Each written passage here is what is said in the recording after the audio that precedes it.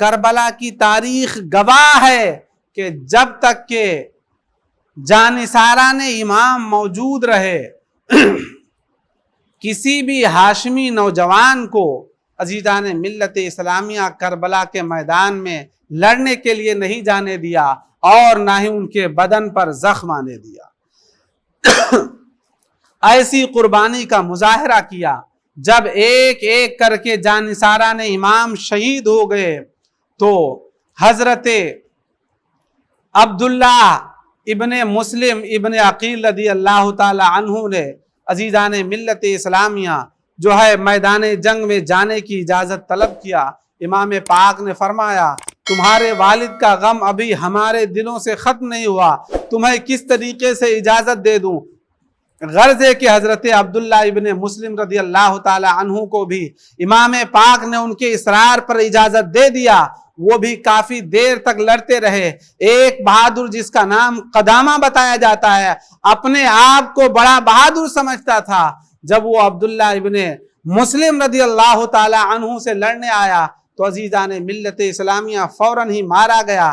غرض ہے کہ جب ان لوگوں نے دیکھا ایک ایک نہیں لڑ سکتے تو سارے لوگوں نے مل کر کے حملہ کیا۔ ایک طرف سے تیر کا حملہ، نیزوں کا حملہ، حضرت عبداللہ ابن مسلم بھی شہید ہو جاتے ہیں۔ ان کے چچا حضرت عبداللہ ابن عقیل اور حضرت عبد الرحمن ابن عقیل، اس طریقے سے ان کے 3 چچا موجود تھے۔ پھر ان لوگوں نے باری باری عزیزان ملت اسلامیہ امام پاک رضی اللہ تعالی عنہ سے اجازت طلب کر کے میدان جنگ میں گئے اور جو فریضہ وہ اپنے اوپر لاگو کیے تھے اسے اچھی طریقے سے ادا کر کے ان حضرات نے بھی جام شہادت نوش کر لیا۔ پھر عزیزان ملت اسلامیہ اب باری آئی حضرت علی رضی اللہ تعالی عنہ کے فرزندوں کی۔ حضرت علی رضی اللہ تعالی عنہ کے کئی سارے صاحبزادے آئے تھے۔ حضرت علی رضی اللہ تعالی عنہ کے کل 15 لڑکے اور 17 لڑکیاں تھیں، کیونکہ آپ نے سیدہ خاتون جنت رضی اللہ تعالی عنہا کے وصال کے بعد میں کئی عورتوں سے شادی کیا تھا۔ مختلف وقت میں 8 عورتوں سے آپ نے اور شادی کیا تھا۔ تو عزیزان ملت اسلامیہ اس طریقے سے آپ کے کل 15 لڑکے اور 17 لڑکیاں تھیں۔ تو کچھ حضرات آپ کے کچھ صاحبزادگان امام پاک رضی اللہ تعالی عنہ کے ساتھ تشریف لائے تھے، جس میں سے سر فہرست حضرت عباس رضی اللہ تعالی عنہ کا نام آتا ہے، اور ان کے 3 اور بھائی ماجائے بھائی تھے، تین جو ہے اور سگے بھائی تھے۔ اس طریقے سے عزیزان ملت اسلامیہ حضرت عباس علمبردار رضی اللہ تعالی عنہ کے بھائیوں نے بھی اور امام پاک کے بھائیوں نے بھی اجازت طلب کیا۔ تو حضرت امام پاک رضی اللہ تعالی عنہ نے ان تینوں حضرات کو بھی اجازت عطا فرمایا، اور جب یہ میدان جنگ میں آئے تو کوفے کے کوفیوں کا جو ہے ان کا دل کانپ رہا تھا، وہ لرز رہے تھے کہ یہ تو حضرت علی کے فرزندگان ہیں، وہی علی جنہوں نے باب خیبر ایک جھٹکے سے اکھاڑ دیا تھا، وہی علی جنہوں نے خیبر کے مرحب کو جو اپنے آپ کو بہادروں کا بادشاہ سمجھتا تھا پلک جھپکتے ہی ایک وار سے 2 ٹکڑے کر دیے تھے۔ عزیزان ملت اسلامیہ ان لوگوں نے حضرت علی رضی اللہ تعالی عنہ کے فرزندوں کا خوف اپنے اوپر پایا اور لڑنے کے لیے اکیلے تیار نہ ہوئے، یہاں تک کہ عمر ابن سعد نے کہا کہ اکیلے نہیں لڑ سکتے ہو تو ہزاروں کی تعداد میں مل کر کے، عزیزان ملت اسلامیہ اس نے جب کہا کہ ہزاروں کی تعداد میں مل کر کے حملہ کر دو تو سارے لوگوں نے مل کر کے ان جو ہے لوگوں پر حملہ کر دیا، تیرو سنان کی بارش کر دیا، نیزوں کی بارش کر دیا۔ عزیزان ملت اسلامیہ اس طریقے سے یہ 3 حضرات بھی شہید ہو جاتے ہیں، اور عزیزان ملت اسلامیہ یکے بعد دیگرے سب شہید ہوتے رہے۔ پھر حضرت جو ہے قاسم ابن حسن رضی اللہ تعالی عنہ نے اجازت طلب کیا۔ امام پاک نے ان سے ارشاد فرمایا، بیٹا تم میرے بڑے بھائی کی نشانی ہو، یہ لوگ مجھ سے ہی تعارض کریں گے، تم میدان کربل میں ہرگز نہ جاؤ، ان سے لڑنے کے لیے ہرگز نہ جاؤ۔ इमाम पाक रज़ी अल्लाह ताला अन्हु से सादत मंद भतीजे ने अर्ज किया, नहीं, मैं जरूर अपनी जान को आप पर निछावर करूंगा। और यूं इमाम पाक ने उन्हें मजबूरन इजाजत दे दिया। हजरत कासिम रज़ी अल्लाह ताला अन्हु इतने हसीन व जमील और खूबसूरत थे कि जब आप मैदान में आए तो आपका हुस्न व जमाल देख करके अपने तो अपने कूफी यजीदी भी जो है हैरान रह गए और उन्होंने गुमान किया कि ऐसा लग रहा है कि मैदान करबला में आफताब व महताब का टुकड़ा आ गया। गर्जे के इमाम पाक रज़ी अल्लाह ताला अन्हु के भतीजे हजरत कासिम ने इरशाद फरमाया, जालिमो, तुमने नवासे रसूल पर खाना बंद किया, पानी बंद किया, अब अगर तुम में गैरत है तो मेरे मुकाबले में कोई आए। अजीजाने मिल्लत इस्लामिया, अमर इब्न साद ने एक शख्स को हुक्म दिया जिसका नाम तारीख में अर्जक आया है कि अर्जक जाओ और इस बच्चे का सर काट लाओ, तुम्हें रय की हुकूमत दी जाएगी, वहां की गवर्नरी तुम्हें मिल जाएगी। तो अर्जक ने कहा, इस बच्चे से लड़ना तो मेरी तौहीन है। अमर इब्न साद ने कहा, इसे बच्चा ना समझो, ये हजरत अली का पोता है, इमाम हसन का बेटा है। उसने कहा, कुछ भी हो, मैं हरगिज नहीं लड़ने जाऊंगा। मेरे इसी लश्कर में 4 जवान बेटे हैं जो एक से बढ़कर एक बहादुर है, किसी एक को भेज दो, वो अभी इस बच्चे का सर काट लाएगा। अजीजान मिल्लत इस्लामिया, अर्जक का बड़ा बेटा जहर में बुझी हुई तलवार लेकर के आया। इमाम कासिम रज़ी अल्लाह ताला अन्हु ने उसे पलक झपकते ही मार दिया और उसकी तलवार ले लिया। अब अर्जक का दूसरा बेटा इंतहाई गुस्से में फनकारता हुआ आया कि तूने मेरे भाई को मार डाला, मैं तुझे मिटा दूंगा। इमाम कासिम ने फरमाया, तुम भी अपनी ख्वाहिश पूरी कर लो और अनकरीब तुम भी अपने भाई के पास पहुंच जाओगे। और इस तरीके से वो भी मारा गया। गर्जे के अर्जक के 4 बेटे यके बाद दीगरे मारे गए। अर्जक जो पहले आने के लिए तौहीन समझ रहा था, अब आने के लिए बेताब था, लेकिन अर्जक के बारे में आया है कि वो वाकई हर्ब व ज़र्ब के फन में बहुत माहिर था। जब वो हजरत कासिम से लड़ने के लिए आया तो उस वक्त इमाम पाक ने इरशाद फरमाया, मौला, इस खबीस से मेरे भतीजे की हिफाजत फरमा। अजीजाने मिल्लत इस्लामिया, इमाम पाक का इतना दुआ करना था कि जब अर्जक मैदान में आया और अर्जक ने देखा हजरत कासिम के हाथ में अपने बेटे की तलवार, तो उसने कहा, ये तलवार तुम्हारे पास कहां से आ गई? हजरत इमाम कासिम ने हंसते हुए कहा कि तेरा बेटा मुझे तोहफतन दे गया है ताकि इसी तलवार से मैं तेरा भी सर तन से जुदा कर दूं।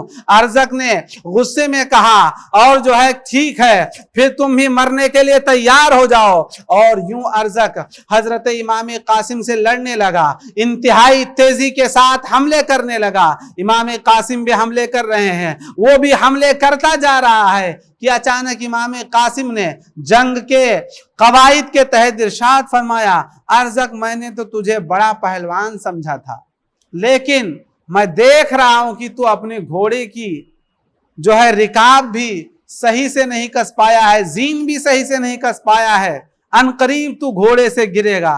अर्जक ने पलट करके जो ही देखा, इमाम कासिम ने उस पर भरपूर वार किया कि वो अपने घोड़े से गिर गया। तो उसने कहा, बच्चे, तुमने मुझे धोखा दिया। आपने फरमाया, जालिम, तू तो कहता था मैंने अच्छों को धोखा दिया और मुझसे मेरे सामने किसी को कोई चाल कामयाब नहीं होती। अब तेरी अक्ल कहां मारी गई? जब मैंने तुझसे तेरे जीन के बारे में कहा, तुझे खुद सोच लेना चाहिए था कि ये धोखा होगा, ये मारने की एक चाल होगी, और मैं अपनी चाल में कामयाब रहा और तू फनाफिन्नार हुआ। इस तरीके से जब इतने बड़े बहादुर को हजरत इमाम कासिम रज़ी अल्लाह ताला अन्हु ने मार डाला तो सारे कूफियों पर आपकी हैबत छा गई। अब कोई आने के लिए तैयार नहीं हुआ। फिर इन रुबाह सिफत, लोमड़ी सिफत यजीदियों ने पुराना ही तरीका अपनाया कि चारों तरफ से हमला किया। इमाम कासिम रज़ी अल्लाह ताला अन्हु इस तरीके से जख्मी होकर के घोड़े से गिर गए تو امام حسین کو آواز دیا کہ اے چچا جان میری مدد کیجئے۔ امام پاک تشریف لائے اور حضرت قاسم کو اٹھا کر کے لے گئے۔ یوں حضرت قاسم رضی اللہ تعالی عنہ بھی جو ہے امام پاک کی گود میں ہی اپنی جان آفری کے سپرد کر دیتے ہیں اور شہید ہو جاتے ہیں عزیزان ملت اسلامیہ۔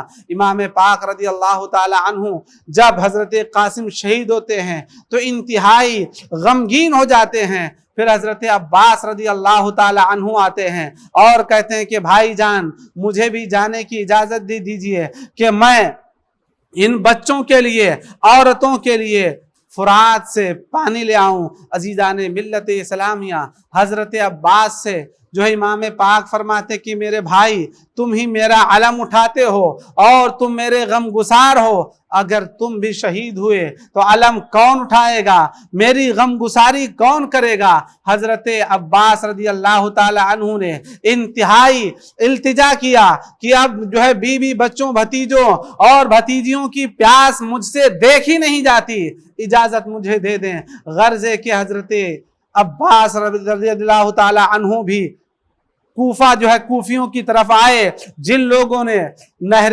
فرات پر پہرا دے رکھا تھا۔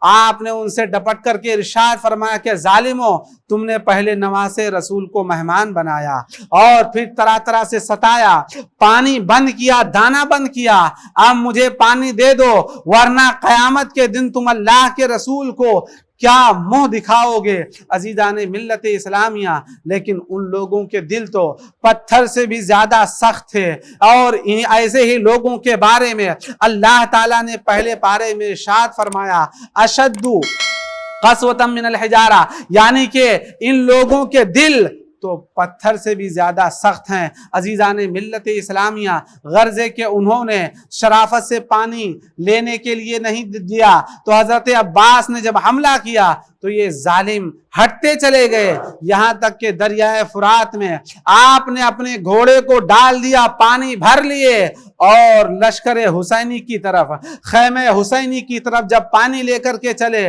تو ظالموں نے آوازیں لگانا شروع کر دیا کہ خبردار اگر یہ پانی پہنچ گیا حسین تک تو ان کی بھوک اور پیاس مٹ جائے گی، پھر تم میں سے کوئی نہیں بچے گا۔ اس طریقے سے ظالموں نے پھر چاروں طرف سے حملہ کیا۔ ایک آدمی یہ تنہا یکا و تنہا کب تک جہاد کرتا، کب تک ظالموں سے لڑتا؟ بس ان حضرات کو اپنی ذمہ داری پوری کرنا تھا اور حضرت علی کا جاہ و جلال بھی دکھانا تھا، اور یوں اللہ تبارک و تعالیٰ کی قضا پر سر تسلیم خم بھی کرنا تھا۔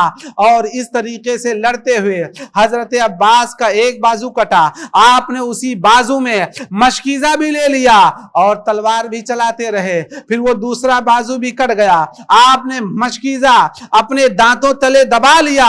عزیزان ملت اسلامیہ تو ظالموں نے کہا مشکیزے کو چھلنی کر دو، اسے تیروں سے پانی بہا دو، اس طریقے سے وہ مشکیزہ بھی مار کر کے تیروں سے چھلنی کر دیا، سارا پانی بہ گیا، امام حضرت عباس بھی زخموں سے چور چور ہو گئے اور یوں آپ بھی گھوڑے سے گر گئے۔ حضرت امام پاک آئے اور آپ کو اٹھا کر کے لے گئے۔ اس طریقے سے حضرت عباس رضی اللہ تعالی عنہ بھی شہید ہو گئے۔ عزیزان ملت اسلامیہ اس کے بعد امام پاک کے سب سے بڑے شہزادے جو ہے حضرت علی اکبر رضی اللہ تعالی عنہ نے امام پاک سے اجازت طلب کیا۔ جب امام پاک سے آپ نے اجازت طلب کیا تو امام پاک نے انہیں بھی اجازت عطا فرمایا، اور یوں میدان جنگ میں حضرت علی اکبر جب تشریف لائے تو آپ کے بارے میں آیا ہے کہ آپ کا چہرہ رسول پاک صلی اللہ تعالی وسلم کے بالکل مشابہ تھا۔ سارے لوگوں کی، یزیدیوں کی بھی چیخیں نکل گئی کہ یہ تو ہم شبیہ پیمبر ہیں، یہ تو رسول پاک صلی اللہ تعالی علیہ وسلم سے بالکل مشابہ ہیں۔ بعض لوگوں نے کہا ہم شبیہ پیمبر سے کیسے جنگ کریں، ان پر کیسے حملہ کریں؟ تو امام حضرت علی اکبر نے فرمایا ظالمو، تم نواسے رسول سے جنگ کر رہے ہو، جسے رسول نے اپنا بیٹا فرمایا، اپنا پھول فرمایا کہ یہ میرے جنتی پھول ہیں، جنتی نوجوانوں کے سردار ہیں، तुम उनसे जंग करने पर तुले हो और मुझसे कतरा रहे हो। इस तरीके से अजीज़ान मिल्लत इस्लामिया जब आपने डांटा तो फिर अमर इब्न साद ने कहा कौन है जो इनसे लड़ने जाएगा? तो अजीज़ान मिल्लत इस्लामिया एक शख्स का नाम आया है, इब्ने कहतबा, तमीम इब्ने कहतबा, ये लड़ने आया, ये भी मारा गया। गर्जे के इस तरीके से कई चीदा पहलवान जो इंतहाई किस्म के जरी थे लड़ने आए, सब मारे गए। उन्होंने यही कहा कि इनसे लड़ना हमारे बस की बात नहीं, अगर हम तन्हा लड़ते रहे तो 22,000 भी खत्म हो जाएंगे और ये मारे नहीं जाएंगे। फिर इन लोगों ने चारों तरफ से हमला किया और गर्जे के हजरत अली अकबर रदी अल्लाह ताला अन्हु भी शहीद हो जाते हैं। अजीज़ान मिल्लत इस्लामिया फिर इमाम पाक रदी अल्लाह ताला अन्हु की ज़ौजा जो हजरत अली असगर की वालिदा हैं लाई, सूखे लब दिखाया और कि बच्चे की प्यास देखें, इसे पानी मांग, इसके लिए पानी मांग ले। इमाम पाक ने फरमाया लाओ इसे दिखा करके पानी उनसे कहता हूँ, इसे देते हैं या नहीं। अजीज़ान मिल्लत इस्लामिया तारीख गवाह है और जमाना ये बात जानता है कि कोई किसी का कितना भी दुश्मन हो जाए कम अज कम बच्चों पर रहम करता है, लेकिन जो शख्स अपना दिल कुफ्र से, शिर्क से, निफाक से, दोगलेपन से काला कर ले, ऐसे लोग ना बच्चों पर रहम करते हैं, ना औरतों पर रहम करते हैं, ना बूढ़ों पर रहम करते हैं। आप देख लीजिए कुफ्र की तारीख उठा करके, जालिमों की तारीख उठा करके देख लीजिए, मुशरिकों की तारीख उठा करके देख लीजिए, इन लोगों ने कभी भी किसी बच्चे पर नहीं रहम किया। बच्चों को भी कत्ल कर डाला, औरतों को भी मार डाला, बूढ़ों को भी मार डाला। इसी किस्म के ये यजीदी थे। अजीज़ान मिल्लत इस्लामिया हजरत इमाम पाक रज़ी अल्लाह ताला अन्हु ने जब हजरत अली असगर को दिखाया तो जालिमों ने पानी देने के बजाय तीर मारा जो हजरत अली असगर के हलक से पार हो गया और यूं वो बचपन में ही जामे शहादत नोश कर गए। अजीज़ान मिल्लत इस्लामिया उसके बाद इमाम ज़ैनुल आबिदीन रज़ी अल्लाह ताला अन्हु ने इजाज़त तलब करने की कोशिश किया तो उन्हें इमाम पाक ने मना कर दिया कि बेटा अब नहीं, खानदान अहले बैत में अब कोई मर्द नहीं बचा, इन सारी औरतों का कोई महरम नहीं बचा, अब तुम ही एक हो जो इनके महरम हो। अब मैं तुम्हें शहीद होने की इजाजत हरगिज नहीं दूंगा और तुम बीमार भी हो। और यूं इमाम पाक ने अपना अमामा उनके सर पर रखा और इरशाद फरमाया, मेरे जद्दे अमजद से, मेरे नाना से, मेरे वालिदे माजिद से जो अमानतें मुझको पहुंची थी वो मैंने तुम्हारे सिपुर्द कर दिया। अजीज़ान मिल्लत इस्लामिया और फिर उन्हें बिस्तर पर लेटा दिया और इमाम पाक रज़ी अल्लाह ताला अन्हु करबला के मैदान में आते हैं। आपने फिर उन्हें समझाने के लिए खिताब किया कि जालिमों, जितने लोगों को तुमने शहीद कर लिया इस पर बस कर लो, अल्लाह तबारक व ताला हो सकता है तुम्हें माफ कर दे। लेकिन उन जालिमों ने एक ना सुना। फिर इमाम पाक रज़ी अल्लाह ताला अन्हु से भी बदकलामी करने लगे कि हम आपकी कोई बात नहीं सुनेंगे, या तो आप बयात करें या तो आप लड़ने के लिए तैयार रहे। इमाम पाक ने इरशाद फरमाया, मैंने जो समझाना था समझा दिया, अब तुम्हारा जो जी चाहे करो और जिसको मुकाबले में भेजना है मुकाबले में भेजो। अजीज़ान मिल्लत इस्लामिया इस तरीके से एक शख्स आया जिसका नाम बद्र इब्ने सुहैल यमनी था। ये आया, इमाम पाक के हाथों से मारा गया। इसी तरीके से फिर एक बहादुर आया, वो भी मारा गया। इस तरीके से एक एक करके आते रहे, यहां तक कि अजीज़ान मिल्लत इस्लामिया एक कदामा नाम का और बहादुर था जिसने अमर इब्ने साद से कहा, किन जाहिलों को तुमने इनसे लड़ने के लिए भेज दिया है? मेरा एक बेटा है, अगर तुम उसे भेज देते तो अब तक इनका काम तमाम कर चुका होता। अजीज़ान मिल्लत इस्लामिया फिर अमर इब्न साद ने उसके बड़े बेटे को कहा कि ठीक है मैदान जंग में जाओ। वो हजरत इमाम पाक के सामने जब आया तो इमाम पाक ने उससे इरशाद फरमाया, बेहतर होता कि तेरा बाप ही आया होता, अभी तुझे खाको खून में तड़पता देखेगा। और इस तरीके से जब उसने लड़ने का इरादा किया तो इमाम पाक ने उसे फौरन ही कत्ल कर दिया, वासिले जहन्नम कर दिया। इस तरीके से उसके जितने बेटे थे सब एक एक करके मारे गए। और अजीजान मिल्लत इस्लामिया फिर कदामा भी आपके हाथों से मारा गया। इस तरीके से सारे के सारे जो एक एक करके आते रहे, मारे जाते रहे अजीजान मिल्लत इस्लामिया। फिर इमाम पाक रदी अल्लाह ताला अन्हु से तन्हा तन्हा मुकाबला करने की किसी की हिम्मत ना हुई, साथ में हमला किया। कूफियों का खुद बयान है कि जिधर इमाम पाक रुख करते कोई भी कूफी उस तरफ ठहरता नहीं था, किसी को नेजा मारा तो किसी को तलवार से कत्ल किया। इस तरीके से इमाम पाक ने काफी देर तक जद्दोजहद किया और काफी कूफियों को फनाफिन नार किया। फिर कूफियों के बहुत सारे जख्मों से आप निढाल हो गए, आपका घोड़ा भी जख्मों से चूर हो गया, एक जगह ठहर गया। इमाम पाक रदी अल्लाह ताला अन्हु के जख्म जो है बदन पर इस तरीके से पूरे 72 जख्म हो गए और आप घोड़े से नीचे गिर गए। और उसी वक्त आपने सजदे शुक्र अदा किया कि मौला की बारगाह में मैंने अपनी जान का नजराना पेश कर दिया, लेकिन जो है शरीयत का सौदा नहीं किया। और यूं जो है शिमर ने आपको सजदे की हालत में शहीद कर दिया। इन्ना लिल्लाहि व इन्ना इलैहि राजिऊन। अजीजान मिल्लत इस्लामिया, यहाँ हमारे लिए पैगाम है, हमारे लिए जो है मकसद इमाम पाक छोड़ करके गए कि मुसलमानों तुम मुझे देख लो कि मैंने अपनी जान, अपने खानदान वालों की जान क्यों कुर्बान किया। किसी रस्म और रिवाज के लिए नहीं, किसी शोहरत के लिए नहीं, बल्कि अपने नाना जान के पैगाम को और आपकी शरीयत मुतहरा को बचाने के लिए किया। जो यजीद ने उसमें बेहुदा रस्में दाखिल करने की कोशिश किया था, जो बिदअतें पैदा करने की कोशिश किया था, अगर मैं यजीद के हाथ में हाथ दे देता, उसके साथ खड़ा हो जाता, तो कल मेरा यही काम यजीद के गलत कामों की सनद बन जाता।